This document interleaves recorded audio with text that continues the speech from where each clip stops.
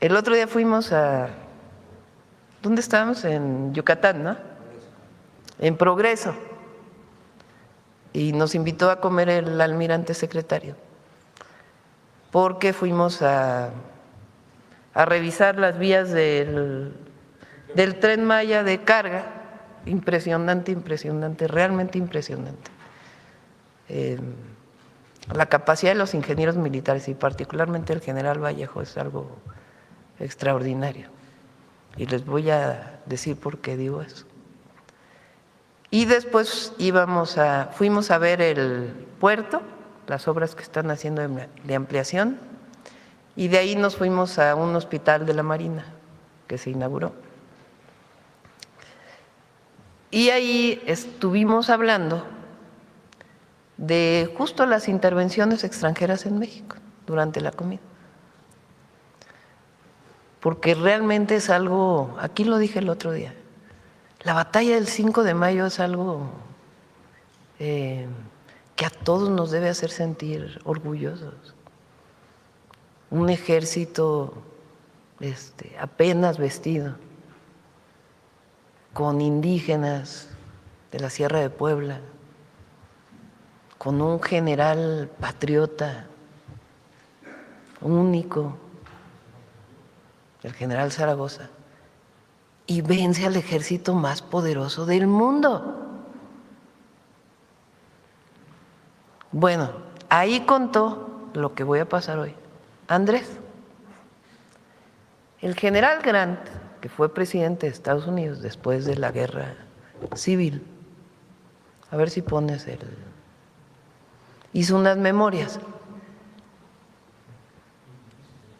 Él fue presidente, combatió en la intervención estadounidense en México y fue realmente quien gana la guerra civil en Estados Unidos y después se hace presidente, generando las condiciones para la abolición de la esclavitud y todo lo que significó la guerra civil en Estados Unidos, la división del norte y del sur. Porque ya en otra ocasión se puede platicar de las implicaciones que tuvo la anexión del territorio nacional y las razones que generaron también parte de la guerra civil en Estados Unidos. 20 años después,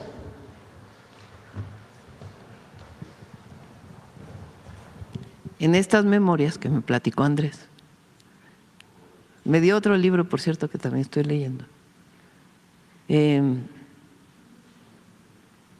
A ver, pásalo. Habla de la invasión a México.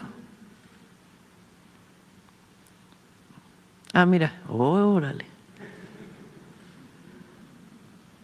Esto está en inglés. Dice, en lo que a mí respecta, me oponía a la medida de invadir México. Hasta el día de hoy considero la guerra que resultó de ella como una de las más injustas jamás libradas por una nación más fuerte contra una más débil. Él fue presidente de los Estados Unidos, participó en esa guerra. Pero lo que nos debe hacer sentir, bueno, se los voy a leer. Vamos a la siguiente.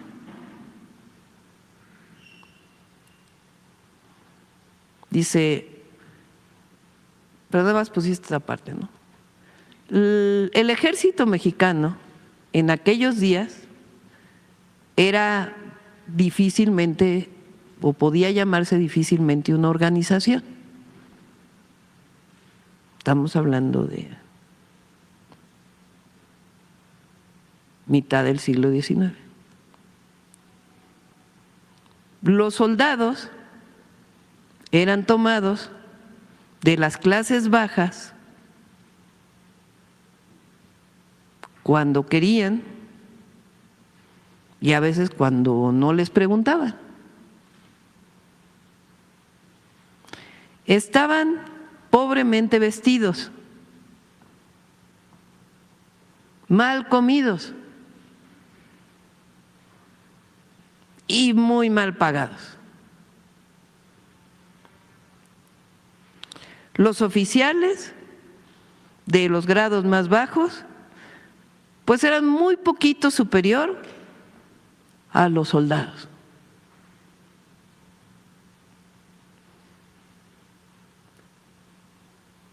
Con todo esto, he visto actos de valentía realizados por algunos de estos hombres, tan notables como nunca los he visto con otros soldados.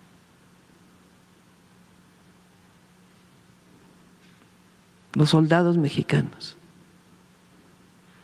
que lucharon contra la invasión estadounidense, dicho por el presidente de Estados Unidos. Después dice que ahora México tiene un mejor ejército, ya 20 años después. Vean el orgullo. Yo no sé a ustedes, pero esto a mí me dice lo que somos. ¿Por qué tenemos que confiar en nosotros, en nuestra historia, en nuestra valentía? Lo que somos las mexicanas y los mexicanos, que en las peores condiciones, frente a una invasión de un ejército muy poderoso, el general que iba al mando dijo: nunca he visto tanta valentía. Lo que pasa es que hay unos mexicanos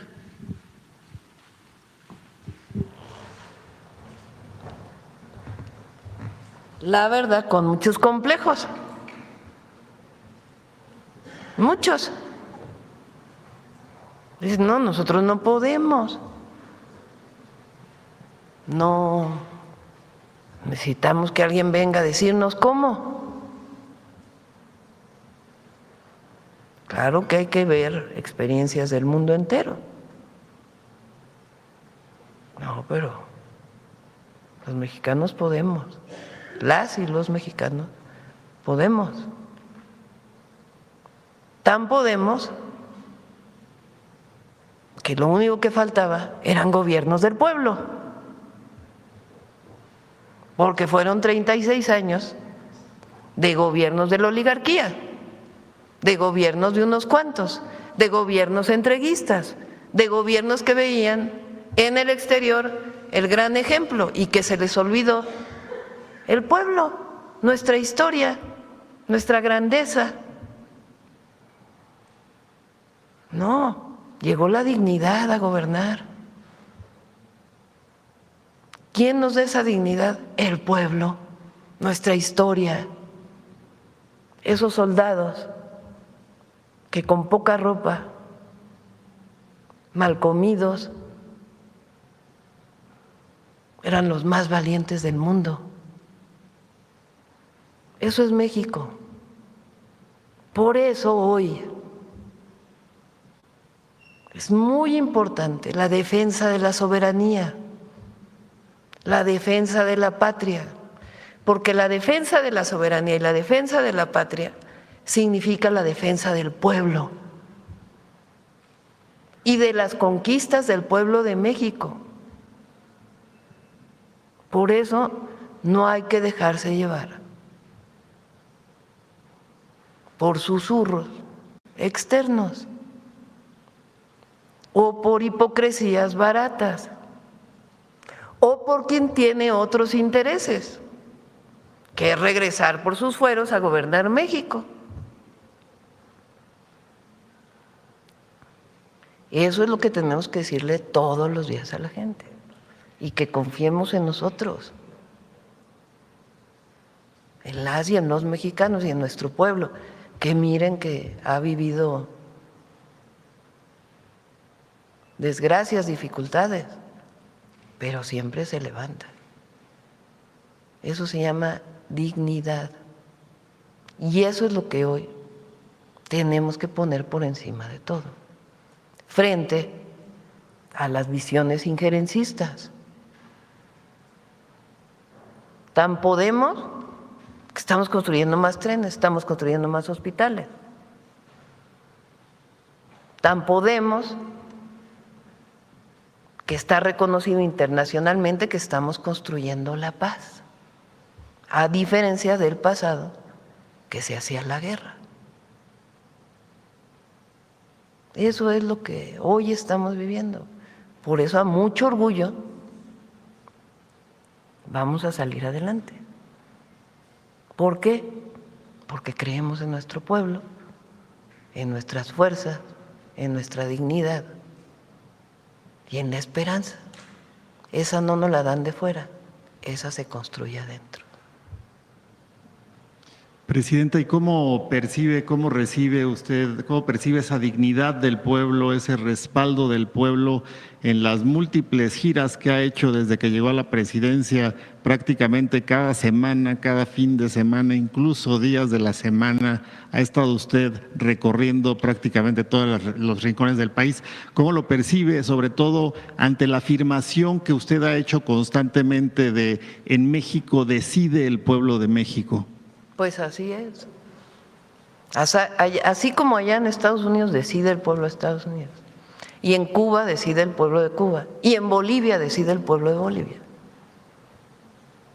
y en Colombia decide el pueblo de Colombia, y en Brasil el pueblo de Brasil, y en cualquier lugar del mundo es la autodeterminación de los pueblos. En México la soberanía reside en el pueblo, en nadie más. Presidente, en el tema de los trenes también hemos seguido muy de cerca en nuestros espacios informativos, sobre todo lo que se empezó a hacer en el sur, que era durante también décadas territorio olvidado, y cómo ahora vemos una manera esparcida de todas las los trenes del sur al centro, al norte. La última gráfica es muy reveladora, que se hizo durante el gobierno de los últimos presidentes. Vuelve a colocarse el tren como eje estratégico. Quiero preguntarle, ¿por qué se vuelve estratégico, Presidenta? ¿Por qué el tren?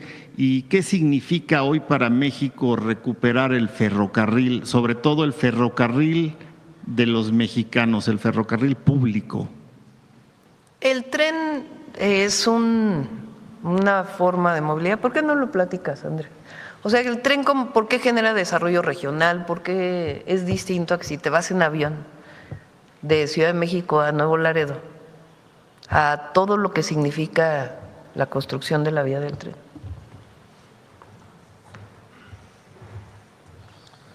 Muchas gracias, Presidenta. Con su permiso. Lo primero es que los trenes, y creo que vale la pena recordarlo, son muy eficientes, y se los voy a decir en qué. Se mueven toneladas, puede ser, si es de carga, toneladas de los materiales, pero el propio tren es pesadísimo. Son componentes de acero, las ruedas o mover pasajeros, y lo hace de una forma muy eficiente.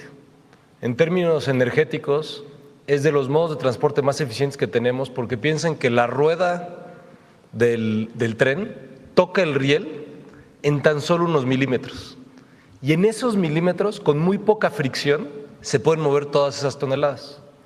Si lo contrastamos, por ejemplo, con el autotransporte o con los vehículos particulares que conocemos, ligeros, el contraste, piensen nada más en la fricción que genera la rueda, todo el plástico que todo el tiempo va tocando la superficie de rodamiento. Requiere mucho más energía moverlo, el desgaste es mayor. Entonces, esa es una primera eficiencia. Pero después, si lo comparamos, y lo decía ahorita la Presidenta, por ejemplo, con los aviones. En muchas ocasiones les hemos mostrado el mapa de cómo se desarrollaron históricamente nuestras vías de trenes desde finales del siglo XIX, todavía la primera mitad del siglo XX.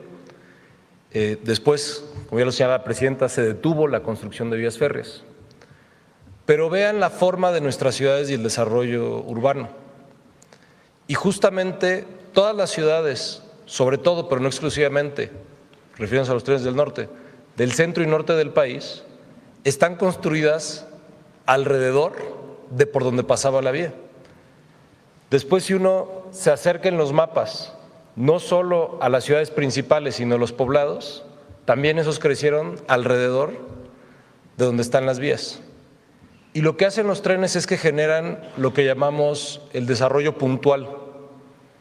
Muchas de nuestras zonas metropolitanas han crecido horizontalmente de forma masiva porque la gente necesita muchas formas de llegar a su trabajo. Si no llego por esta calle, llego por esta otra calle, si no es por esta, me voy en micro, si no me voy en micro, me voy en moto, si no me voy en moto, me voy en coche, etcétera. Lo que hacen los trenes es que te dan certidumbre en el recorrido. Y les voy a dar un ejemplo muy concreto del tren en el que estamos trabajando. Por ejemplo, Ciudad de México, va a Laifa el tren, de Laifa va a ir a Tizayuca, de Tizayuca va a ir a Pachuca.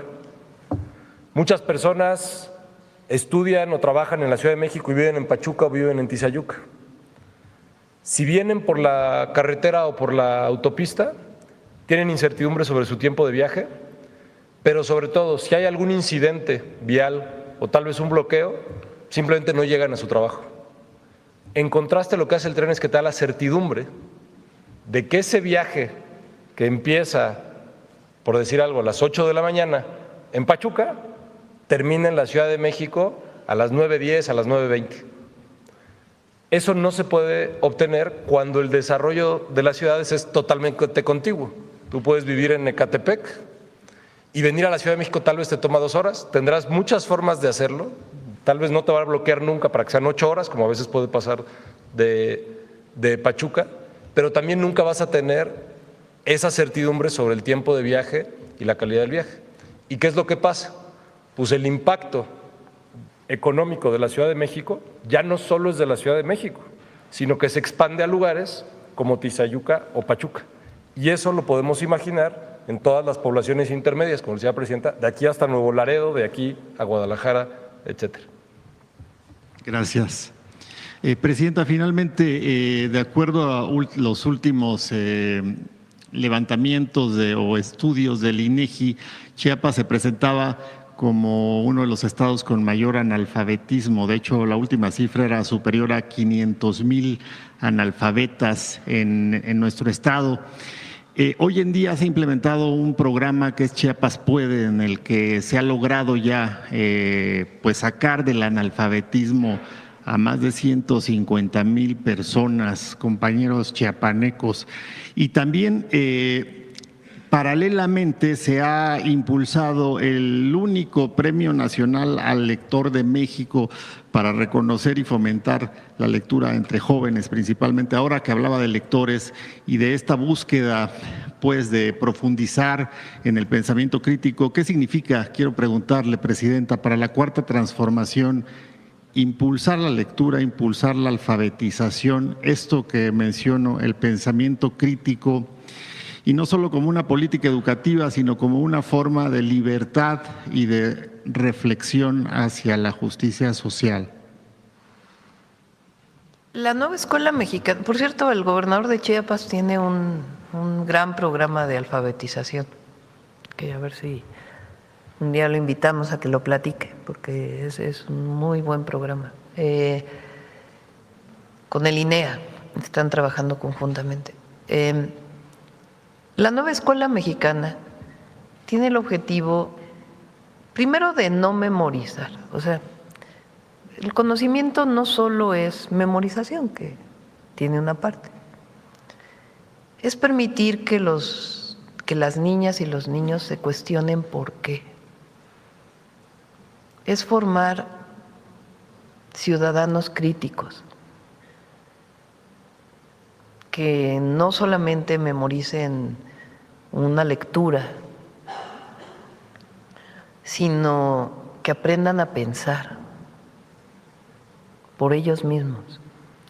Por eso la nueva escuela mexicana tiene muchos de sus libros de texto construidos en colectivo.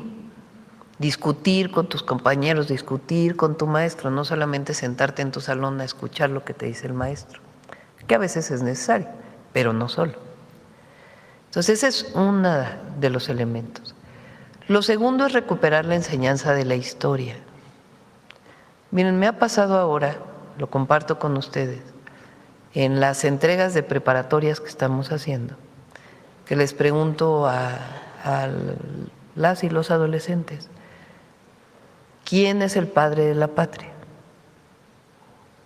Y se voltean a ver. ¿Quién es Margarita Maza?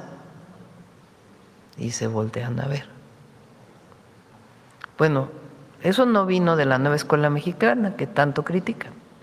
Viene del periodo neoliberal, de los nuevos libros de texto que hicieron particularmente Fox, Calderón, en donde no les interesaba estudiar la historia.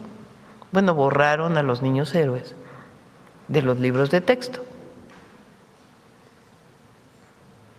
¿Por qué? Pues porque hablaban del fin de la historia, como si no fuera importante en la constitución de un ciudadano, de una ciudadana, conocer su historia. Pues si no, ¿de dónde venimos?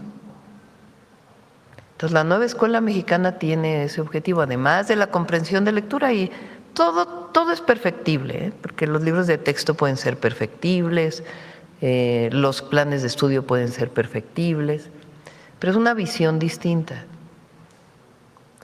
Que la niña, el niño aprenda a pensar, a cuestionarse su realidad, que aprenda de la democracia en el ejercicio y en el conocimiento. Entonces, es una visión distinta que forma pues nuevos ciudadanos. Ese es el objetivo de la nueva escuela mexicana. Y sí, claro, hay que aprender las tablas de multiplicar, pues claro que hay que aprender las tablas de multiplicar. Y claro que tiene que haber comprensión de lectura y todo lo que ya sabemos. Pero es una visión distinta de la enseñanza.